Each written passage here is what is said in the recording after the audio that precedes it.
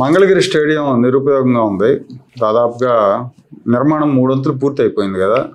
ఎందుకు అట్లా వదిలేశారు? జగన్ గవర్నమెంట్లో వదిలేశారంటే ఓకే, ఇప్పుడు కూడా ఏమి దాని పనులు ఏమి జరుగుతున్నట్లేదు. అక్కడ అసలు ఆ స్టేడియం దేనికి వాడదాం అనుకుంటున్నారు? పనికిరాదని కొంతమంది అంటున్నారు. ఇంటర్నేషనల్ మ్యాచెస్కి రంజీలు పెట్టుకోవాల్సిందే అంటున్నారు. క్లారిటీ లేదు.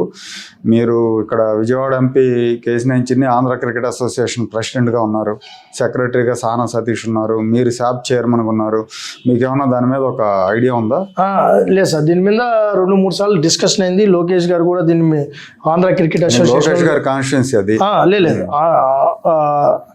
లోకేష్ గారి కాన్స్టిట్యున్సీ అనే దానికంటే ఆల్రెడీ అది కన్స్ట్రక్షన్ బిల్డ్ అయిందా, క్యాపిటల్ గానే చూడాలి మనం. లోకేష్ గారి కాన్స్టిట్యున్సీ లేకపోతే అదే సార్. అక్కడ ఏమైందంటే 2 బాగా టెక్నికల్ మిస్టేక్స్ స్పష్టంగా కనిపించాయి.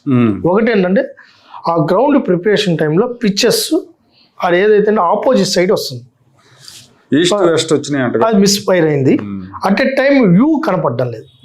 అక్కడ మ్యాచెస్ వేస్తే సగం మంది ఎవరైతే ప్రేక్షకులు ఉంటారో, క్రీడాభిమానులు ఉంటారో, ఆ గ్రౌండ్ లో సగం మంది కరెక్ట్ గా అది కనపడడం లేదు అనేది ఫస్ట్ ఐడెంటిఫై చేశారు. బట్ అదేంటంటే కొద్దిగా మిస్ఫైర్ అయింది అనేది ఒకటి. అది యాక్చువల్గా చేసింది ప్రభుత్వం కాదు, లేదు మళ్ళా అది ప్రభుత్వ ధనం కాదు. ఆంధ్ర క్రికెట్ అసోసియేషన్ వాళ్ళే బిల్డ్ చేశారు. గోకరాజు గంగరాజుకు గతంలో ఉన్న వాళ్ళు దాన్ని ప్లాన్ చేశారు. అది మళ్ళీ చాలా మందికి అది అవగాహన లేదు. చిన్ని గారు కూడా మొన్న కూడా పోయి విజిట్ చేశారు. దాన్ని ఏంటంటే ఉన్నదాన్ని పూర్తి చేసి అక్కడ ఇప్పుడు ఏంటంటే అన్ని ఇంటర్నేషనల్ మ్యాచెస్ నిర్వహించడం అనేది అసంభవం.